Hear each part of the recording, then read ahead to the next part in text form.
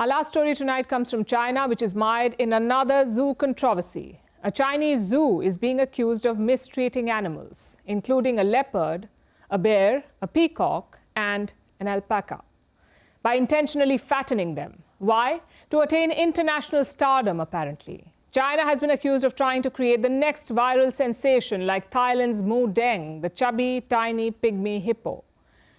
So just as the animals started gaining attention, the Chinese zoo hiked its ticket prices by 50%. Now, of course, it has denied all allegations, saying that the animals simply have loose skin. Here's a report. Once an agile leopard, now rolling on its back and having difficulty walking. The bear, supposedly a fearsome killer, now frequently found in a state of food coma with crumbs on its chest. And this resplendent peacock, now as big as a turkey.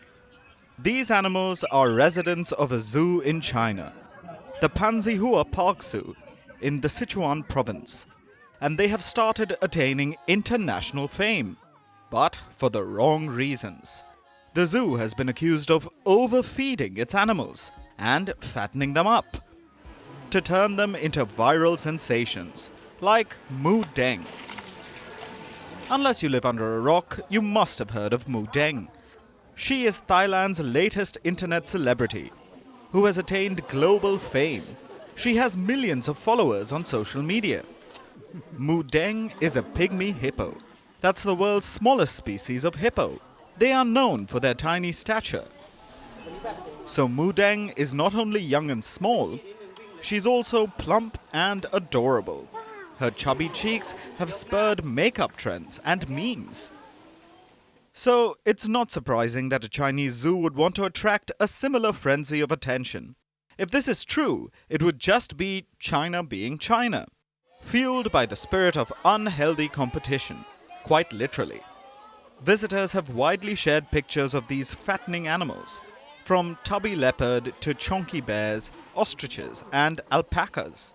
The zoo has been accused of intentionally beefing up its animals and mistreating them by keeping them in small enclosures and not giving them enough exercise.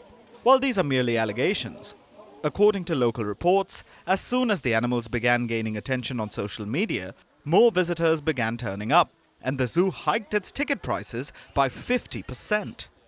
Now, the zoo has responded to the allegations. They say the animals are merely healthy, and some of them simply have loose skin. Now, how does one argue with that excuse? Only Chinese scientists may be able to explain how peacocks get so much loose skin that they're dubbed turkeys. This incident is raising eyebrows. After all, China's zoos don't have a great track record. Zoogoers have repeatedly been left outraged in the country after zoos painted dogs and paraded them as pandas. When people realized that the so-called pandas they were obsessing over were barking and panting, Chinese zoos came up with the excuses, calling the animals a special breed of panda dogs. But as the outrage grew, they finally admitted to dyeing furry dogs and giving them black patches so they resembled pandas.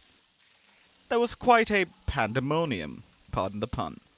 And now, Chinese zoos seem to be back with bigger, fatter lies. Firstpost decodes the U.S. election. Explains how America chooses its president. Your primer on the race to the White House. Everything you need to know about how America votes and its global implications. U.S. Election Explained. Every Monday and Thursday only on Firstpost.